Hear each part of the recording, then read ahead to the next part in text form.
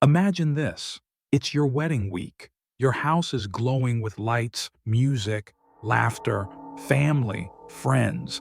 Everyone you love is under one roof. And then, in the middle of the morning, a man you once trusted walks through your front door, armed with two guns. In less than 4 minutes, your entire family is gone.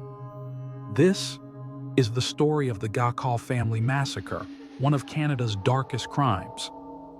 If you've ever felt that anger can turn someone into a monster, this story will shake you to your core. Before we dive in, hit that like button and subscribe because today we're peeling back the layers of jealousy, pride, and unchecked rage that led to a bloodbath. Karnal Singh Gakhal wasn't a man of wealth or power. He was a farmer from India, a man with rough, calloused hands and a heart filled with only one dream: education for his children. In 1977, when Canada opened its doors to South Asian immigrants, Karnal jumped at the chance. He left behind the comfort of his village, his wife Darren, and their young daughters, promising, "I will build us a future where you never have to worry." The early years in British Columbia were brutal. He picked apples, worked lumber mills, froze in winters he had never known before. Each night he went to bed alone. Each morning he woke up with one thought: my children will have better than this. Years later, he did it. He brought his family over. The Gakhal home grew loud with 6 children, daughters excelling in social work, pharmacy, criminology, engineering. The youngest son full of promise. It was the immigrant dream, built brick by brick with sweat and sacrifice. But with success came danger.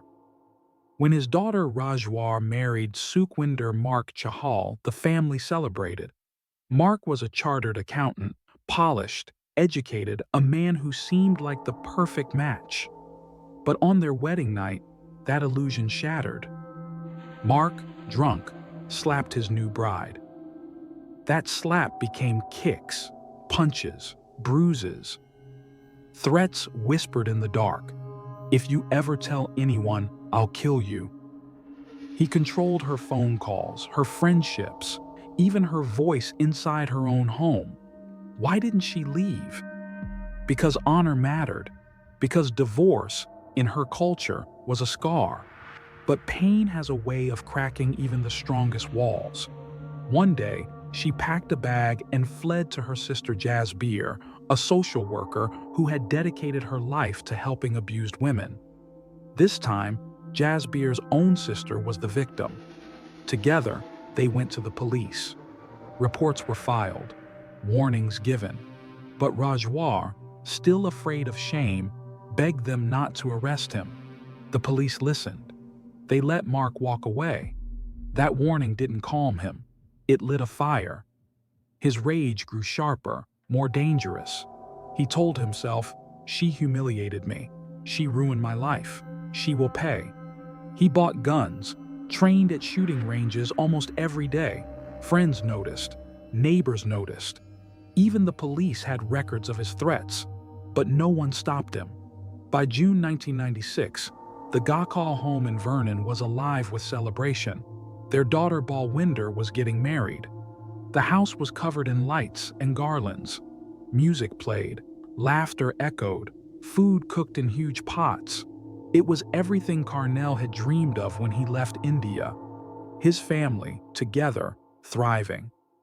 But outside their house, in a rented green van, Mark Chahal was waiting, watching, seething. He had checked into a cheap hotel nearby.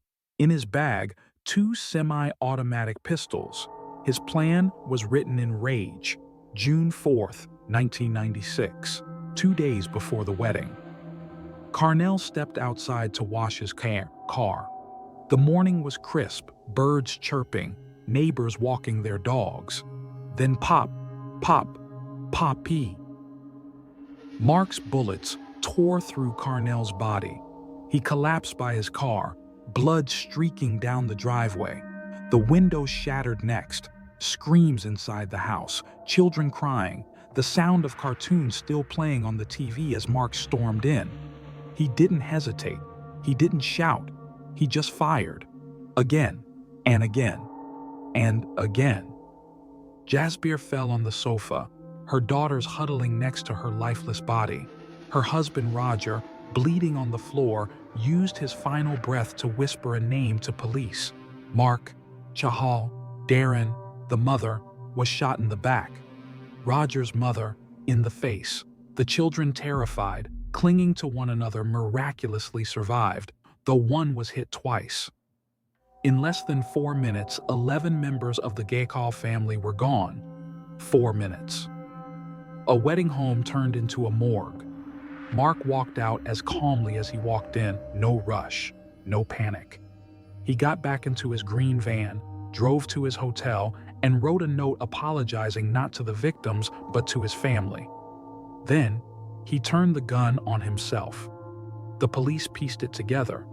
The ignored warnings, the death threats, the obsession with guns, and a simple truth.